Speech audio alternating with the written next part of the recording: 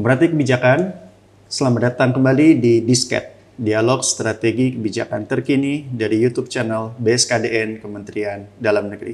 Bersama saya, Rizky Aziz.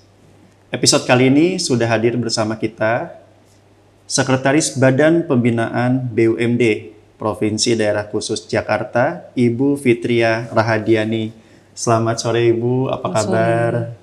Sore, Alhamdulillah. Alhamdulillah. Nah, Ibu Ses, tadi kita sudah mengikuti diskusi yang sangat menarik terkait pembinaan yang dilakukan oleh BP BUMD terhadap BUMD di lingkungan DKI Jakarta. Ya. Nah, seperti apa sih Bu peran BUMD yang mana kita ketahui termasuk kontributor dalam peningkatan PAD juga ya Bu ya.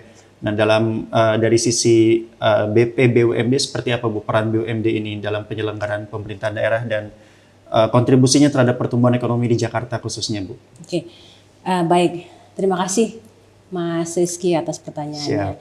Jadi kalau kita lihat secara definisi PP 54 itu memang peran BUMD dimanapun daerahnya itu ada 3 kurang lebih gitu ya. Baik. Kemudian yang pertama adalah soal peningkatan perekonomian, yang kedua layanan barang dan jasa, dan yang ketiga adalah soal memperoleh laba. Kalau dilihat di DKI Jakarta, kami juga melakukan pemetaan mana yang kemudian BUMD yang kita dorong untuk komersial. Ketika BUMD kita dorong untuk komersial, maka yang kita kejar adalah perannya terhadap PAD, dalam hal ini dividen. Kemudian yang kedua, kita juga petakan BUMD mana sebenarnya yang memang fungsi penugasannya lebih berat gitu ya. Baik. Dalam kaitannya dengan hal ini tentu memberikan layanan barang dan jasa yang berkualitas kepada masyarakat. Sebagai contoh gitu ya, BUMD utilitas, layanan air minum maupun layanan pengolahan limbah. Ini BUMD yang heavy di penugasan. Kalau kita lihat panjang pipanya air minum itu luar biasa. Jangkauannya sekarang cakupannya sudah 71-72% di seluruh DKI Jakarta. Jadi dari sisi itu BUMD juga punya peran. Yang kemudian ada BUMD memang punya peran keduanya. Peran penugasan iya, peran komersialisasi juga iya. Dan BUMD ini yang perlu menyeimbangkan mana aspek layanan kepada publik, misalnya transportasi, dan mana yang memberikan dampak profit. Kalau transportasi misalnya itu non-fare box. Mungkin bisa diceritakan kalau dari sisi layanan publiknya kita tahu tiketnya Transjakarta 3.500 gitu ya. Yeah.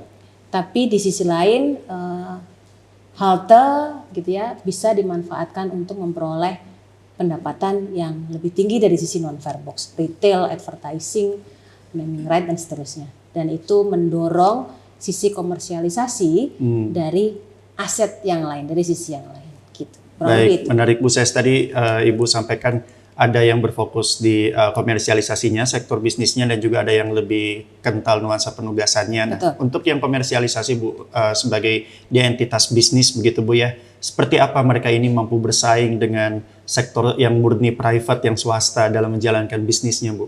Ya. Tentu beberapa BUMD kami ketika dalam proses persaingan sempurna gitu ya bahasa saya, persaingan sempurna mungkin tidak serta-merta terjadi persaingan sempurna gitu ya. Karena memang pun mereka mengejar komersialisasi, ada sisi-sisi penugasan, ada sisi-sisi peran mereka dalam menyediakan layanan barang dan jasa.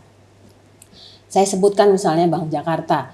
Bank Jakarta itu kalaupun bersaing antar BPD gitu ya, itu kan sama-sama BUMD juga kan BPD, tapi kemudian bersaing dengan misalnya bank swasta nasional lainnya, mungkin tidak bisa apple to apple. Kenapa? Karena tadi ada layanan-layanan Bank Jakarta yang kemudian memang hanya diberikan oleh Bank Jakarta. Misalnya untuk kartu Jakarta Pintar, untuk kartu Jakarta Lansia gitu ya, yang memang itu ada aspek-aspek penugasan gitu ya, yang tidak diberikan oleh teman-teman di badan usaha swasta nasional.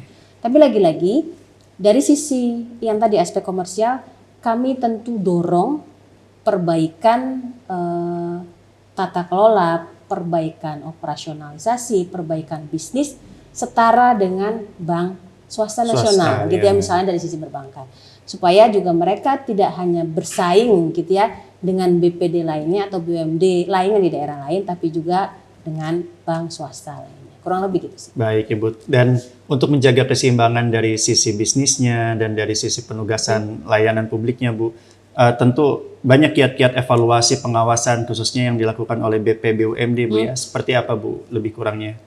Tadi seperti yang Ibu sudah bunyikan juga mengelola pembinaan tata kelolanya begitu, dan mungkin juga ada asesmen SDM-nya juga Bu ya. Betul.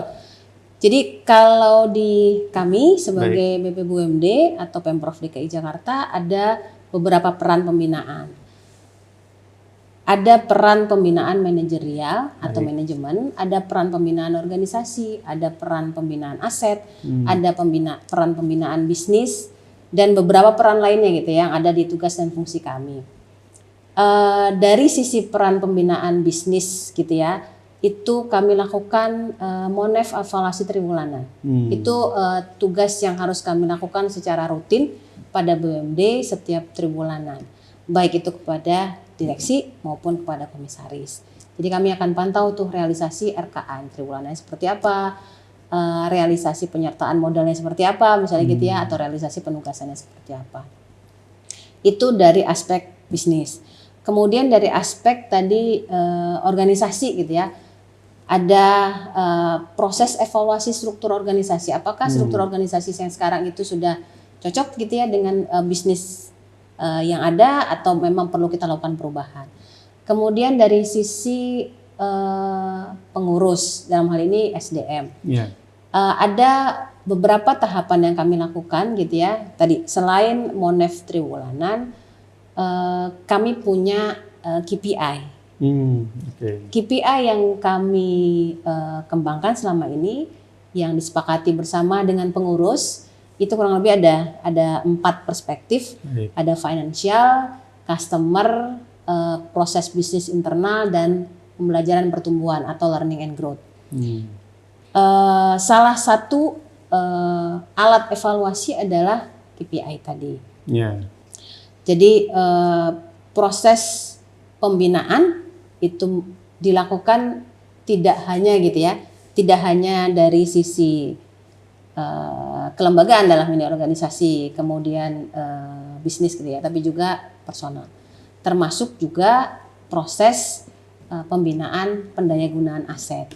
Mana kemudian aset-aset yang ada isu gitu ya, atau aset-aset yang idle perlu kita kembangkan. Apakah kerjasama yang dilakukan saat ini juga perlu ditingkatkan gitu ya?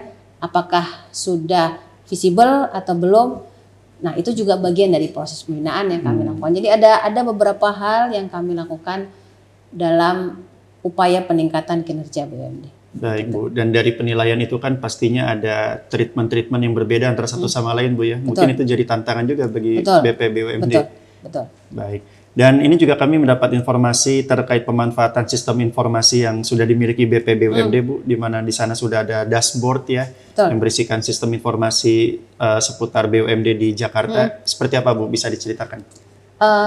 Jadi kita menyebutnya sebagai SI BUMD gitu ya, sistem informasi BUMD. Itu lahirnya sebenarnya 2017. Secara ketentuan regulasi lahirnya di 2018, kurang lebih gitu.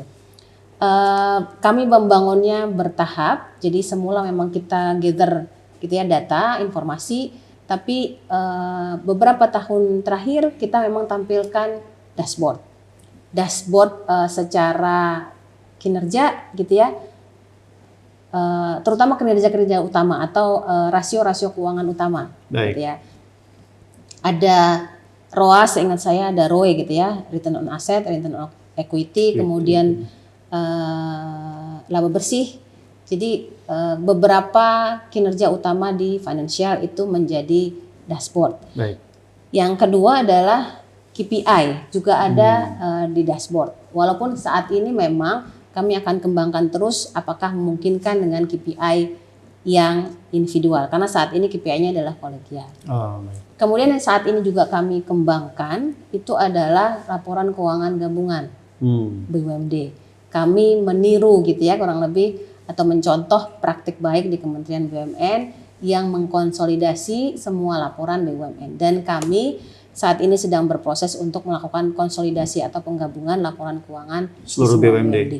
dan itu nanti bisa dilihat di financial dimension apa yang mau kita tampilkan di sistem informasi BUMD. Kurang lebih begitu. Jadi itu nanti juga bagian dari proses Monef yang akan kita lakukan. Baik, Bu Ses. Mungkin pertanyaan terakhir, Bu. Di tengah pemerintah pusat ada rencana mendirikan lembaga baru regulator pembinaan BUMD seluruh Indonesia. Harapan Ibu sebagai pengelola pembina BUMD yang sudah berpengalaman di DKI Jakarta, seperti apa, Bu, harapannya ke depan, Bu? Mungkin harapannya seperti ini. Jadi ada beberapa regulasi gitu ya, yang memang kami rasakan perlu kita dorong bersama gitu ya. Baik. Kita ingin BUMD seluruh Indonesia menjadi sehat. Ada beberapa hal yang perlu kita lakukan, pembinaan dukungan dari pemerintah pusat gitu ya. Salah satunya adalah misalnya regulasi tentang restrukturisasi BUMD. Itu yang mungkin kita perlu dorong bersama. Karena bisa jadi BUMD yang tadi kita petakan misalnya ada yang belum sehat, ada yang kurang sehat, ada yang sudah sehat. Ada treatment restrukturisasi tertentu sesuai dengan kondisinya masing-masing. Dan itu salah satu regulasi yang kami harapkan ada dan lahir. Yang kedua, dengan adanya gitu ya nanti direktorat khusus gitu ya yang membidangi pembinaan BUMD, kita yuk bersama-sama gitu ya, karena saat ini yang ada di yang baru ada badan itu hanya di Pemprov DKI Jakarta. Yuk kita sama-sama di seluruh Indonesia, kita sama-sama naikkan level organisasinya supaya sama-sama bisa membina BUMD dengan lebih baik. Kenapa? Karena bisa jadi BUMD ke depan merupakan salah satu tumpuan pendapatan asli daerah yang menjadi alternatif selain pajak. Menurut saya itu. Setuju. Baik, Ibu Sekban, Ibu Fitria, terima kasih sekali lagi atas waktu dan kesempatannya. Terima kasih. Baik, pemerhati kebijakan, demikianlah Disket. Saksikan terus episode lainnya hanya di YouTube channel BSKDN Kemendagri. Terima kasih.